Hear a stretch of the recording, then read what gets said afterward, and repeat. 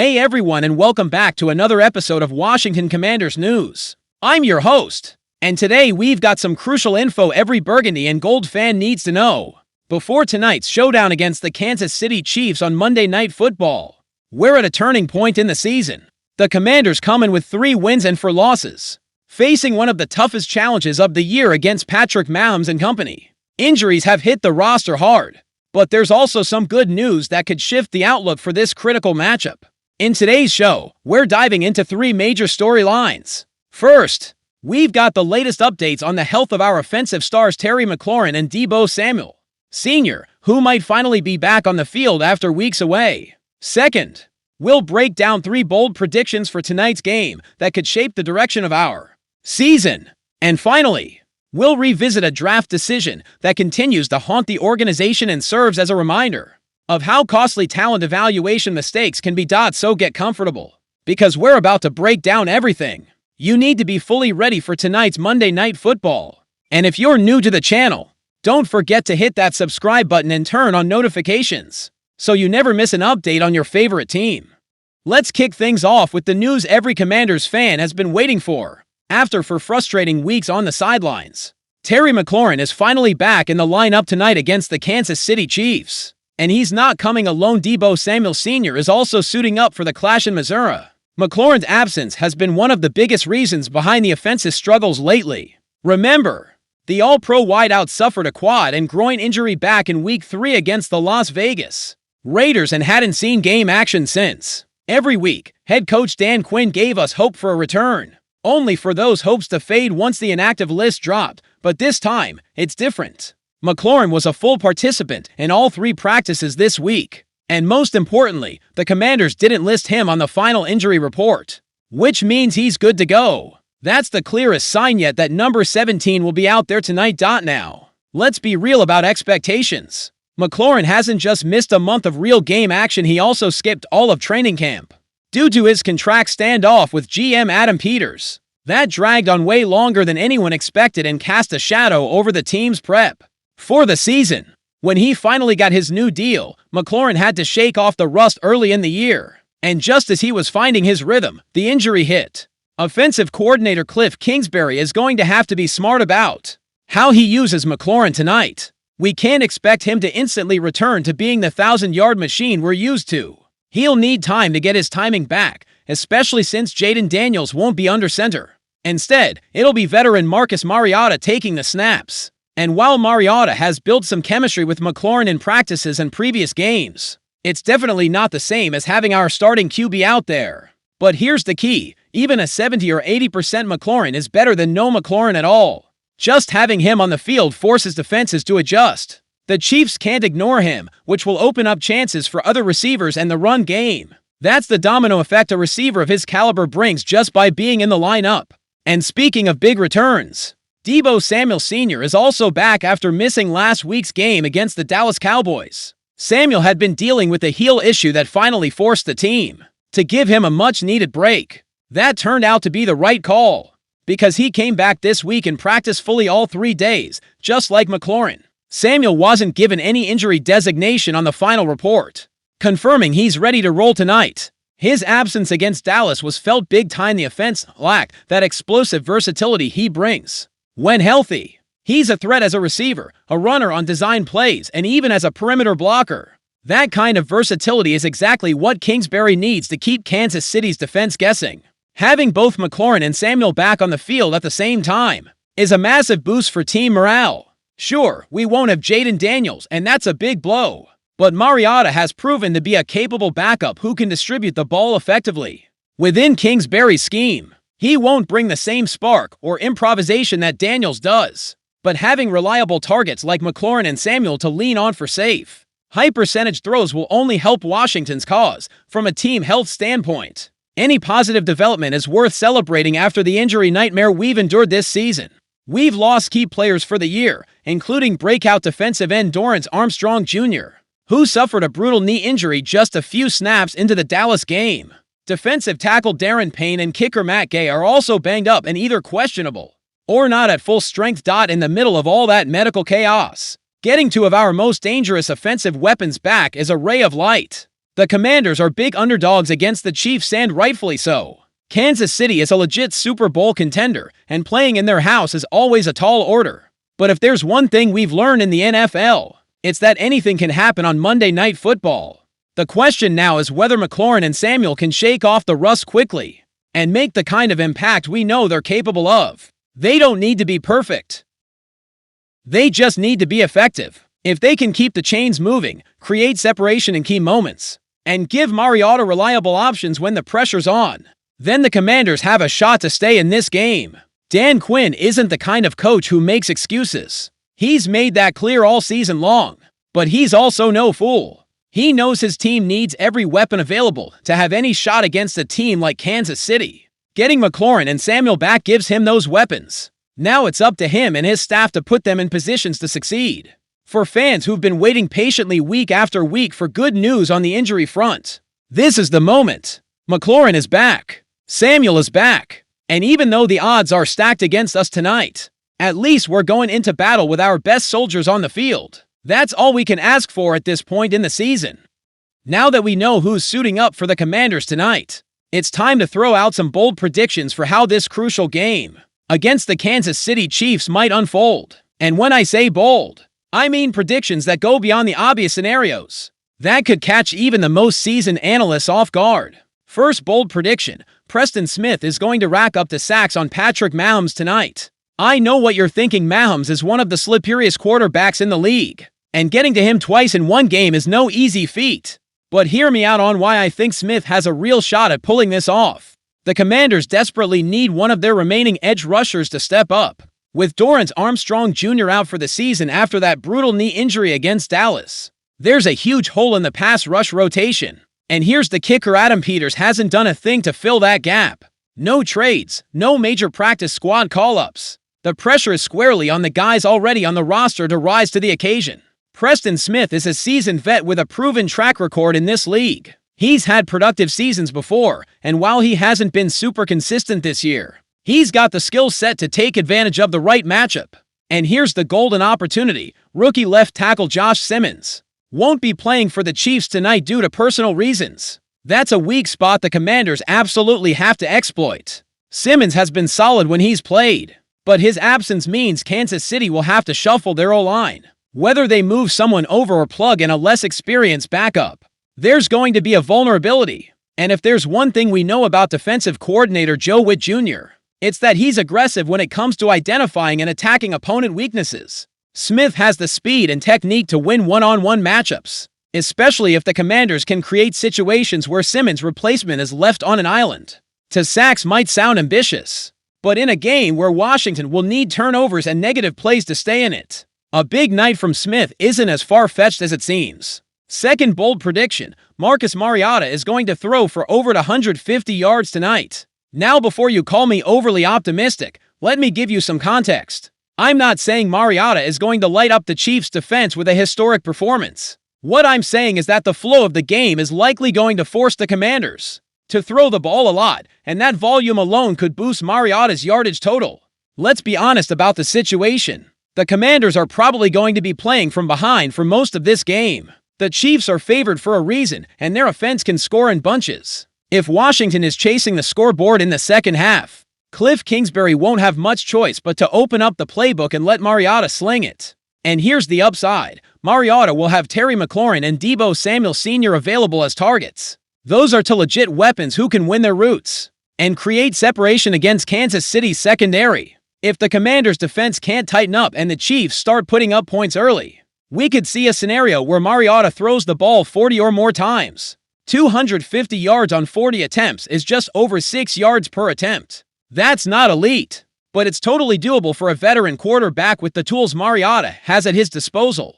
He doesn't need to be perfect. He just needs to be efficient and avoid costly turnovers. If he can do that while keeping the chains moving, the yards will come. Also, let's not forget Mariota is one of the more competent backups in the league. He didn't come to Washington to just hold a clipboard. He's been a starter in this league. He's won big games, and he knows how to handle the pressure of high-stakes situations. Monday Night Football against the Chiefs definitely qualifies as high stakes. But Mariota's been here before. The key will be protection. If the Commanders' offensive line can give Mariota a clean pocket, if they can keep Chris Jones and the rest of Kansas City's pass rush in check, then Mariota will have chances to push the ball downfield. And with McLaurin and Samuel running routes, those chances could turn into big plays. Third and final bold prediction, Marshon Lattimore is going to play a penalty-free game. I know this sounds like something that shouldn't even be considered bold, but based on how Lattimore's been playing lately, it absolutely qualifies. Not long ago,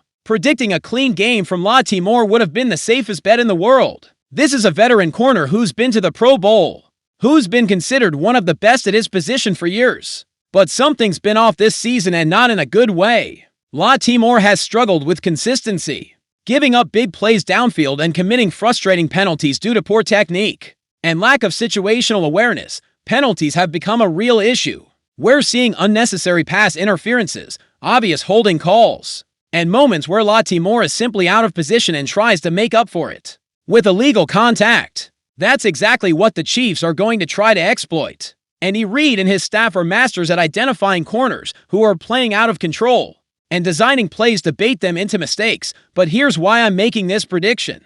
I believe Lattimore and the coaching staff had some serious conversations this week about discipline and emotional control. Joe Witt Jr. is not the kind of DC who's going to tolerate repeated mental errors, especially from a veteran who's supposed to be a leader in the secondary. If Lattimore is going to have any real value to this team moving forward, he needs to show he can play with more discipline and keep his emotions in check. The Chiefs are going to test Lattimore early and often. They'll line up their best receivers against him in one-on-one situations. They'll try to frustrate him with picks and rub routes designed to create contact. Mahomes will be looking for those yellow flags every time Lattimore's in coverage. That's the obvious game plan, and everyone in the Commanders building knows it. But I'm predicting Lattimore responds with his best game of the season. He's going to keep his hands to himself. He's going to trust his footwork and athleticism to stay in phase with receivers. He's going to play with the confidence of a seasoned corner who's been in these battles 1,000 times before. And when we check the stat sheet after the game, there won't be a single penalty next to his name.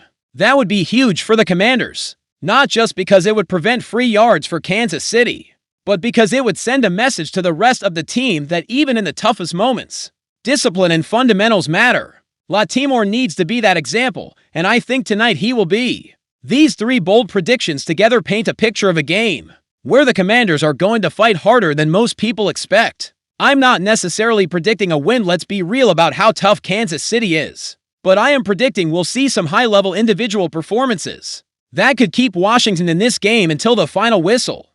Preston Smith bringing heat on Mahomes, Marcus Mariota moving the ball through the air, Marshon Lattimore playing clean, disciplined football in the secondary. If those three things happen, the Commanders have a real shot to steal one on the road against one of the best teams in the conference. And in a season full of injuries and letdowns, that would be exactly the kind of win that could shift the momentum and breathe new life into our playoff push. Now let's talk about a story most Commanders fans would rather forget, but unfortunately, it keeps coming back week after week. It's the story of a draft decision that has aged horribly and continues to remind us just how costly talent evaluation mistakes can be in the NFL. Let's rewind to the 2023 draft. The Commanders held the 16th overall pick in the first round, and there was talent on the board. Then head coach Ron Rivera and his scouting staff had done their homework, identifying players they believed could contribute right away and become foundational pieces for the future of the franchise. With that 16th pick, Washington selected Emmanuel Forbes Jr., a cornerback out of Mississippi State. Forbes came in with impressive college credentials, especially his knack for creating turnovers. But he also came with real concerns about his size, physical strength, and whether his game would translate to the pros. A lot of analysts saw him as a project, a high-ceiling, low-floor type of player who would need serious development. With the very next pick, number 17, the New England Patriots selected Christian Gonzalez out of Oregon. And from the moment that pick was announced, Commanders fans felt that gut punch you get when you know your team might have just made a huge mistake. Gonzalez was widely viewed as the best player available at that point in the draft. He was the top-rated cornerback on most boards. He had the size, speed, technique, and competitive mindset you want in a true number one NFL corner, but Ron Rivera thought he saw something the rest of the league didn't. He believed he had identified something special in Forbes that others were overlooking. And to be fair, that's part of the job as a head coach, trusting your evaluations and having the guts to make bold decisions. The problem is, in this case, Rivera was dead wrong. Forbes' career in Washington was a disaster from the jump. He struggled to adjust to the pro game. He got bullied by physical receivers at the line of scrimmage. The ball-hawking skills that made him a star in college didn't translate to the NFL, where quarterbacks are sharper and receivers are stronger. By the middle of his second season, the Commanders had seen enough. They cut Forbes, effectively admitting that their first-round pick was a total bust. That's one of the worst outcomes possible for a first-rounder, not even lasting the full seasons. With the team that drafted you, Forbes eventually landed with the Los Angeles Rams, where he's carved out a decent role as a backup and still has some upside. He's young, and he was always seen as a long-term project. But while Forbes tries to rebuild his career in LA, Christian Gonzalez has become exactly what everyone thought he'd be: one of the best young corners in the entire NFL. In his rookie season last year, Gonzalez was named second-team All-Pro. Let me say that again. In his first year in the league, he was recognized as one of the best corners in all of pro football. And this year, Gonzalez is on track for even more accolades. Just last weekend against the Cleveland Browns, he had another dominant performance, allowing only one catch for 2 yards in coverage. Sure, every defense is having fun against the Browns this year, but the point is, Gonzalez is consistently making the kind of plays elite corners make. He's staying in phase with receivers, using his size and athleticism to control matchups, and making quarterbacks think twice before throwing his way. Meanwhile, the Commanders are left dealing with the fallout of passing on Gonzalez. Their current secondary features a past his prime Marshon Lattimore struggling with consistency, a second-year Mike Sainristil stuck in a slump, and a rookie Trey Amos who's still learning the ropes. Gonzalez would look like a dream in that secondary right now. He's exactly the kind of lockdown corner this defense desperately needs. But the pain of that decision goes beyond just not having Gonzalez on the roster. There's a ripple effect of consequences that stretch into the present. If the Commanders had drafted Gonzalez instead of Forbes, it's very likely the trade for Marshon Lattimore never happens. Washington wouldn't have felt the urgent need to bring in a veteran corner, because they'd already have their young star anchoring the secondary. And if that Lattimore trade never happens, the Commanders would still have 3 extra picks in the 2025 draft. Those are valuable assets that could have been used to add more young talent, make additional trades, or give the front office flexibility in future negotiations. Instead, those picks went to New Orleans as part of the deal to acquire a player who's clearly on the decline. It's easy to look at other teams' shiny new toys and think the grass is greener.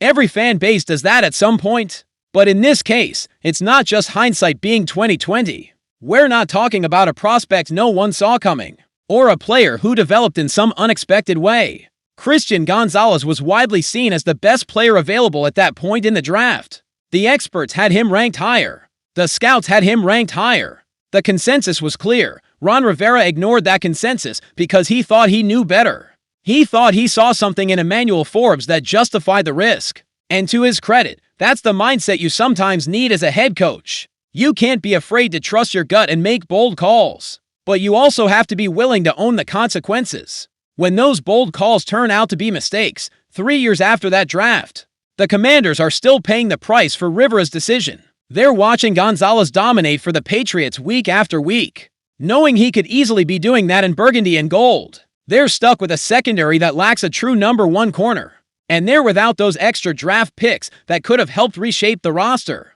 The lesson here is crystal clear, even if it stings. In today's NFL, you can't afford to miss on first-round picks. The margin for error is razor thin. The teams that consistently identify and draft elite talent in the first round are the ones that become perennial contenders. The teams that miss on those picks fall behind, scrambling to fill holes while watching other franchises thrive with the players they passed on. Christian Gonzalez versus Emmanuel Forbes Jr. is a textbook example of how one draft decision can have long-term ripple effects. It's not just about the 2 players. It's about everything that comes after: the trades you're forced to make, the picks you give up, the opportunities you miss because you don't have the right piece in place. The Commanders can't change the past. They can't go back and draft Gonzalez instead of Forbes. But they can learn from this mistake. They can use this experience as a reminder of why it's important to respect the consensus.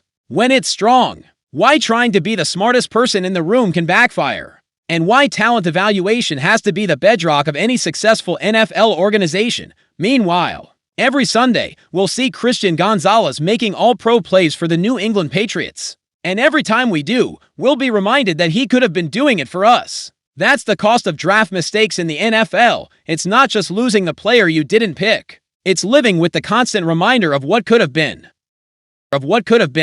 And that brings us to the end of today's Commanders News Roundup. We've covered a lot, from the exciting return of Terry McLaurin and Deebo Samuel Sr. to bold predictions for tonight's game against Kansas City, and finally, that painful reminder of a draft mistake that still haunts the franchise tonight. We'll get to see how all these storylines play out in real time. Can McLaurin shake off the rust and make big plays in his return? Will Preston Smith have the game of his life pressuring Patrick Mahomes? Can Marcus Mariota move the ball effectively without Jaden Daniels? Will Marshon Lattimore play with the discipline needed to avoid costly penalties? All those questions will be answered when the Commanders take the field at Arrowhead Stadium. Remember, this is a pivotal moment in the season. Sitting at 3-4, the Commanders are in a spot where every game matters. A win tonight against one of the league's best could be the spark that turns things around and fuels a playoff push. A loss would dig the hole deeper and make the climb back even tougher, but no matter the outcome, one thing's for sure: Commanders fans will be watching with passion and hope.